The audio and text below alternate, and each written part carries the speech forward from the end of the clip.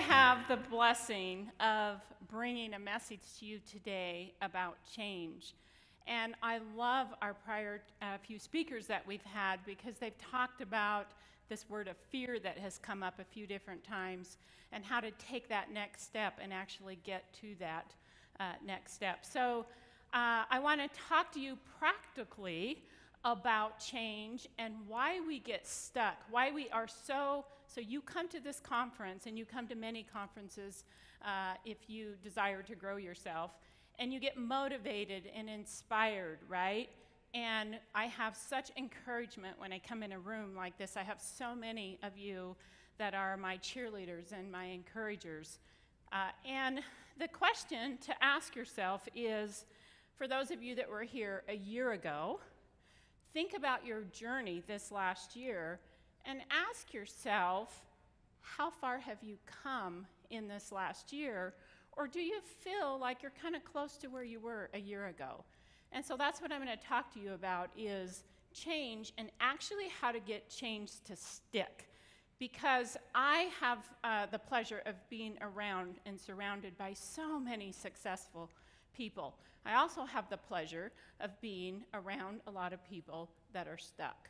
And it's so important to try to identify, why do we get stuck? So that's my goal here, is to work with that. So this is really true. A lot of times we see people that are successful, and we think that it just came for them. The road, they just went down this straight path and they got to success. But the reality is, it doesn't work that way. When I think about my life and all these critical points in my life where I made a decision that might have been tough, and it didn't work. Shelby just explained a great example of that. And you'll see in this what it really looks like. There's some circles in there. There's some quick jaunts. There's a variety of paths. And not getting overwhelmed and consumed by that maze is really, really important to get us to change. So I'm going to talk practically about that. So the first thing is to truly understand the cycle of change. There's 6 cycles that we go through to be successful in change. And I'm going to focus quite a bit on the first couple in the danger zone, because if we can't get out of the danger zone with change, then we get stuck. And you'll notice that first one is about loss. So when we know we need to make a change, I challenge you to think for just a minute, what is one change that you would love to make that you really think is going to get you to the next level? And just think about that for a minute. Like, what is one thing that I need to change? And I want you to think about that as I go through this cycle and explain some action steps of how to get through each of these. But the first thing that always happens is we immediately go to the loss. We go to what we're going to lose. So for example, if we want to go on a diet, we immediately go to all the things that we're going to lose that we can't have now, right? We don't think about the positive on the other side. We go immediately to what we're going to lose. If we have an addiction, we go immediately to what we're going to have to give up. And sometimes, if we're in toxic relationships, we even struggle with, we're going to lose friends that are toxic, and we want to hang on to that because it's this loss thing that happens. So loss of time sometimes. You know, if I need to start exercising, I might be fearful of what I'm going to have to give up in my time with that. So understanding that loss and the doubt piece of it is important. So I'm going to go through each of these stages with you and actually create some action steps for you to get out of this, okay? So the first one is this loss. It's the red zone. And this is where anxiety sets in. This is where we get tough, and we're just like, oh my gosh, I have this fear.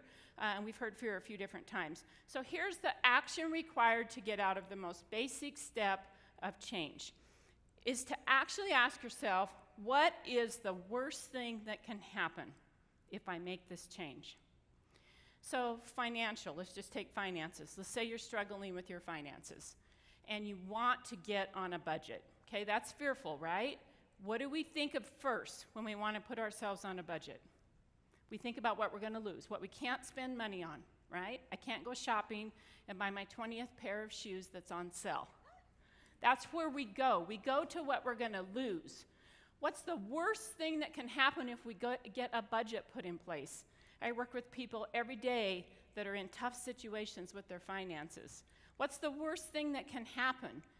If you ask yourself that question, it guides you naturally to more of a positive reason of the why behind the struggle that you're having.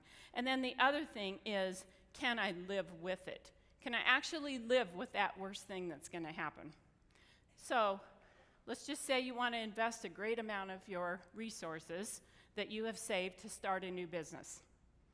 So you can ask yourself this question: what's the worst thing that can happen?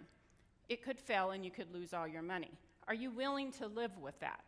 If the answer is no, if that's your life savings, then you're going to guide yourself to say, maybe I shouldn't make that change. Maybe that isn't the best decision. But if the answer is very different, in other words, this, I've got backup, I've got other plans in place, and I'm willing to take this risk, and I can live with it, I'm not going to be depressed if this happens, then that helps you get through that phase. Okay, so that's the phase of loss. The second one is doubt. Our coping mechanisms when we start getting doubtful is that we sometimes will blame others. This is when change comes at us more often.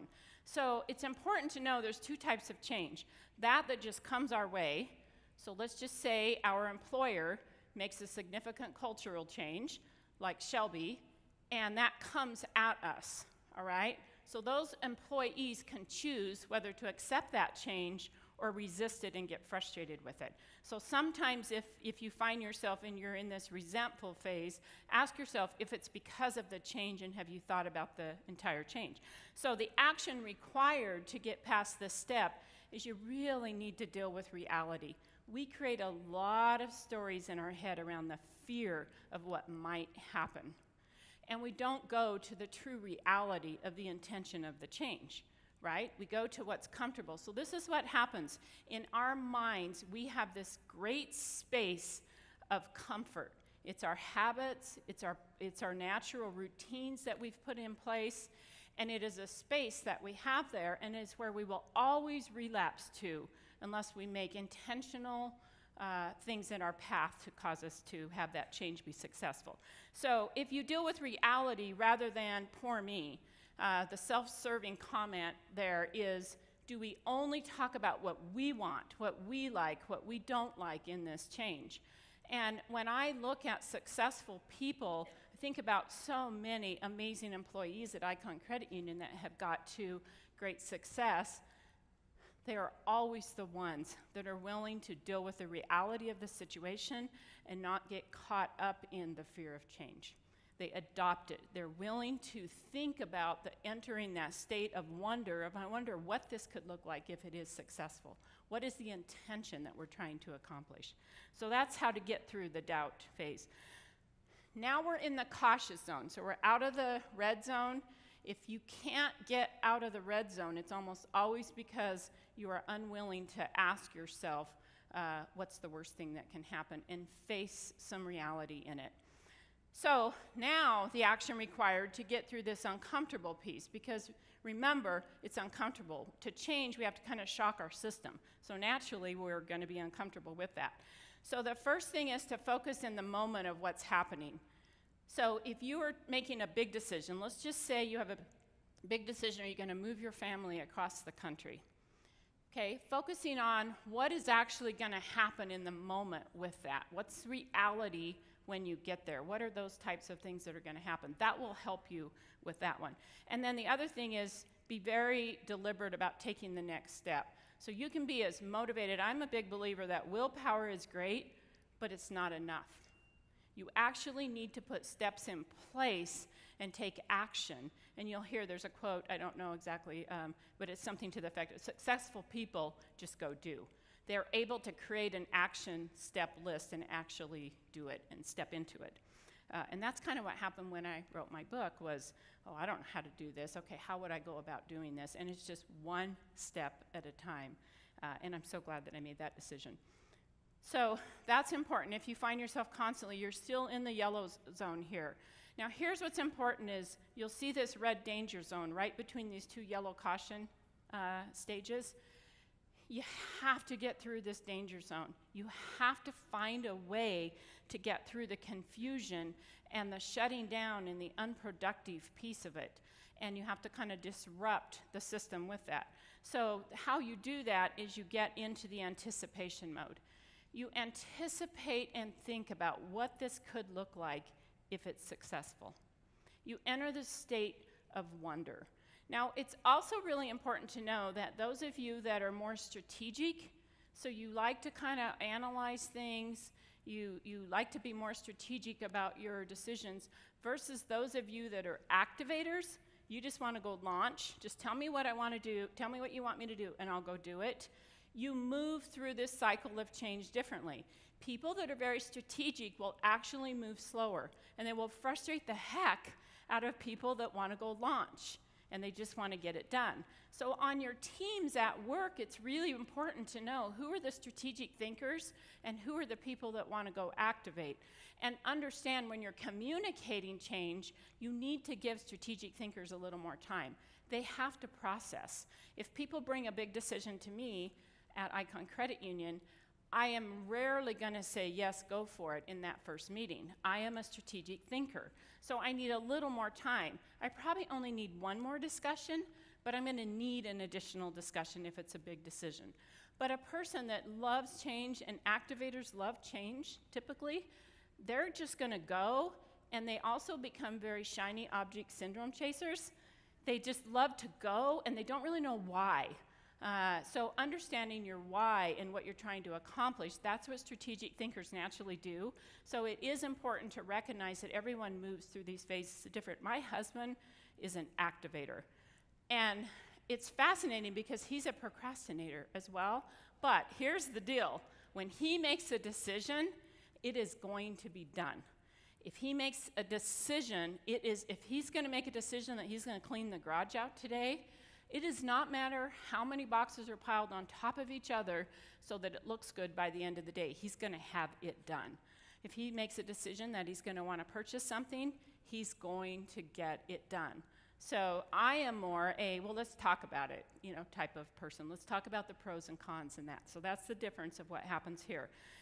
Most important thing here is to create your list of options and to make your decisions for that next step. What is the next step that you're going to have to do? It gets you out of being paralyzed, and that can happen. All right, so now this next phase, now we are in the green zone. We are starting to achieve success, and you can't achieve success until you get into this zone. So this is a wonderful one, and you have to fall in love with it, even if you have to talk yourself into it. If you really are trying to get change, you have to fall in love with it. You have to be positive. And here's what helps me a little bit in this one, is choose your hard. It is hard, for example, to go on a diet. It's hard. It's hard to be healthy and exercise. That's hard. But is it also hard, as I watch my elderly family members be on dialysis and not be able to go to the fair because they can't walk around, and not be able to climb stairs, and choose not to do things they love? That's a hard too. So, and going to the doctor all the time, and Walgreens is their friend, and which is the hard? Because that's hard for them too. I've got to go to the doctor again. I have 4 appointments this week. Which hard do you want? So sometimes we get caught up in the current difficult, and we don't think about, if we don't do that, what does this happen? And I see this in financial all the time. People are coming in and they're just not disciplined with where they're spending their money. And it's hard. They're worried their car's going to get repoed. They're paying late fees on their power bill. They're all of this difficult. They have overdraft fees. That is so hard, and they're so frustrated. But they don't think about, if they change how they spend their money, what does that hard look like on the other end? So it's just changing that mentality a little bit with that. So distinguished features and benefits. So I want to talk about these two because they are very different. Sometimes we lump them into one thing. So features are very externally driven. So features are, if I move my family, what is the transportation? What's the cost of living? What's the house going to be like? That's a externally driven thing. The benefits, if you can think of benefits, lump them into category of being very internally driven. We're going to achieve this as a family. I'm going to feel this emotionally being closer to family, whatever that reason is. So if you can list your benefits and your features, it really helps sort out a little bit of the emotion there as well. And then the other thing is create a backup plan. Because what's the worst thing that can happen? You need a backup plan. If this doesn't go well, if you think well in advance, what's my backup plan? Then if it doesn't go well, the failure is great. And that gets you back on track if you set a big goal. So I can think about, so I have this immediate, like, short-term goal I'm trying to go through, and the disruption that I have to do in my mind to get this accomplished is ridiculous, and that's eating breakfast. I'm not a breakfast eater, and I'm trying to eat breakfast. So to make that simple change, this is what we do, is we make this commitment. We're like, okay, I'm going to start doing this. And then I have to disrupt my morning schedule to get it done. It's amazing how many times on my way to work, I'm like, dang it, I forgot to eat breakfast today. And so I literally have to put my purse in a complete different spot in the house so that I have to go find it to remind myself that I need to eat breakfast before I get up. So we have to disrupt our lives and think about how many commitments you've made, and you do it for 1 or 2 days, and then you slip backwards into your normal pattern. That's because we have muscle memory that is very difficult to change. So then the final one is integration. This is the true success. This is implementation. This is when we've made that decision, we've gone through all these cycles of change, and now stuff starts to feel familiar. We kind of have a little routine going. It feels that change that our company made isn't so bad after all. I kind of know how to do it now. That would be an example of that. We start to feel very satisfied. We kind of go through that. Here's the important part when you start to achieve success, and I see this with small business owners. You have this great idea, you're passionate about it, you launch this new business, you immediately start feeling success from all of your low-hanging fruit of your dear family and friends, right? And then we become complacent, and all of a sudden it slips backwards. So one of the things that happen when people start to become successful and start to have change stick is they start to get complacent. And it's just like eating healthy. Okay, I finally reached my goal weight. It's okay now if I start nibbling on a chocolate chip cookie here and there and all of those things. All of a sudden, we become complacent, and all the hard work in going through that change starts to get undone. So it's really important when you're going through that you're paying attention to what is that change and how can you not be arrogant about it and how can you not be complacent about it. And that'll keep you very, very focused there. So those are the 6 stages of change, and I wanted just to walk you through that because it's a practical exercise. Change is more than just being motivated and having willpower. You really need that. You need a good, strong support group, and I'm going to talk about this. But when I think about, so one of my volunteer activities is Celebrate Recovery, and so I work with these people that come in that are so broken, and the change that they have to make in their lives is far beyond anything we can imagine in our lives. It is changing their entire social network. It is many times they've lost all their family, they've lost their friends, they have legal issues. And so when I watch what they go through and the change that they can accomplish by going through some of this, it's they go through this cycle. They immediately, and those that can't, they get stuck in that loss phase, and that fear will go right back. So having support with that is important. All right, so let's talk about some real good tips, because this is important. It's really important that you put healthy obstacles and roadblocks in your way that actually disrupt your muscle memory. So you have this comfort zone in your brain, right, and in your mind. And so what do you do to put in place to disrupt you? If you have a time management issue, what do you put in place that actually disrupts you? Are you giving yourself reminders on your cell phone? Are you putting sticky notes on the mirror? Whatever it is, you've got to put, do I put my purse in a different room? You've got to put things in that shock your muscle memory. Otherwise, you go back to what's comfortable for you, right? So that's important.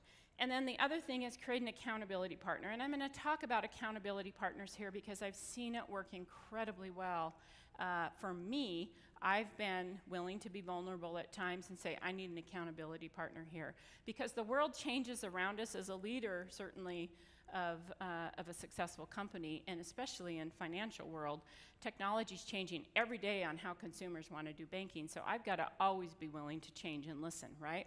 So what do we do in leadership and in people as generations are changing with the people that I supervise? I need to be changing all the time and understanding that.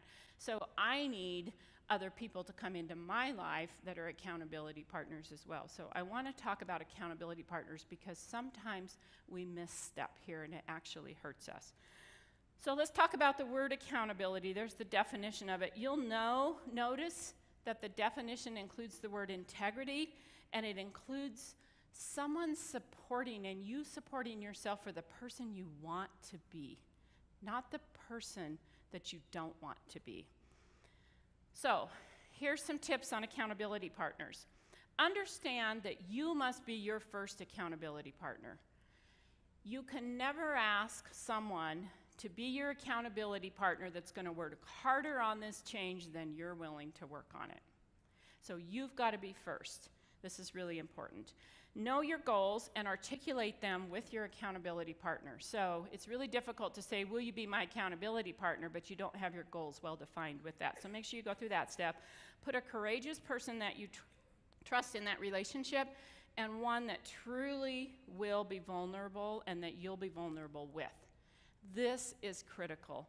In order for you to have an accountability partner that is really going to make an impact on you, you have to be willing to tell them the truth. You cannot lie to them. You cannot tell your trainer you've been working on off days and expect that trainer to be your best accountability partner. So it's really important to make sure you pick someone that you really feel you can be vulnerable with. And when I think about these amazing souls in Celebrate Recovery that get through the 12 steps and have a complete different life, they pick good accountability partners that they can be vulnerable with and that they trust. So that's really important. And then they have to be connected to your success. So I always say, pick people that have a genuine interest in what you're trying to work on. If you ask me to be your trainer, it's not going to be a good situation, right? So pick someone that is genuinely interested in in your success with that. I actually recommend that you pick people of the same sex. It's just a personal recommendation I have, because in order to be really vulnerable, you really need someone to understand a little bit of how you tick. So it also prevents other really delicate situations that can come into place that may not be so good. So I always recommend that. Create your plan of action. Agree that you can fire each other. So this is really important with accountability partners, is to have the discussion that says, if this doesn't work, this is how we're going to part ways. This is how we're going to end this, right? So an example is, and this is what I do when I am a sponsor for people or an accountability partner, is if it doesn't work, here's how we're going to handle that. I promise you I'm not going to text you or email you that this isn't working. I promise you I'm going to have a one-on-one personal conversation. That is an example. What does it look like when it ends up being where you need to move on because you don't know how it's going to work until you get into the relationship?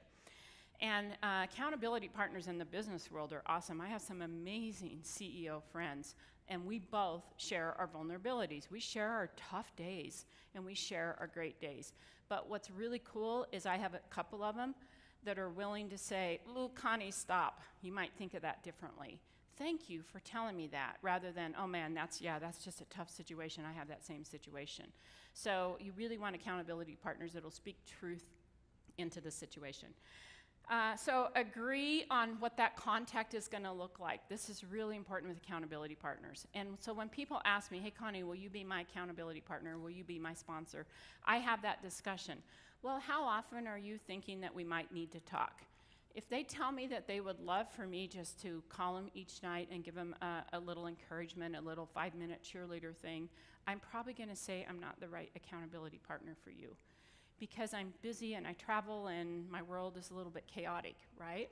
So, but if they say, you know what, I would love to just get together and have coffee once a month, and here's what I need, and if I get in a really low moment where I'm going to make a really bad decision, I would love to be able to reach out to you, but I don't anticipate that's going to happen, then I'm like, I'm your gal. I would love, it would be my pleasure to help be your accountability partner. So talk about what that means, because sometimes we ask people to be accountable and be our accountability partner, but we're not really clear about what that it looks like. And I'll share this funny story. So I also encourage you to really think about if you're asking your spouse to be your accountability partner. So I have this situation where my husband and I, this is many years ago, 35 years ago, we were dating. And I chewed my fingernails. I was a fingernail chewer. And so I said, you know, I just need your help. Every time you see me chewing my fingernails, would you just like kind of pop my hand and pull my hand out of my mouth? And he's like, are you sure? It's like, I need to be caught in the moment when I'm doing this, okay? This was a real discussion, so he's like, okay. Well, you can imagine after the third time, I'm like, stop it, this is not funny, don't do this anymore, no.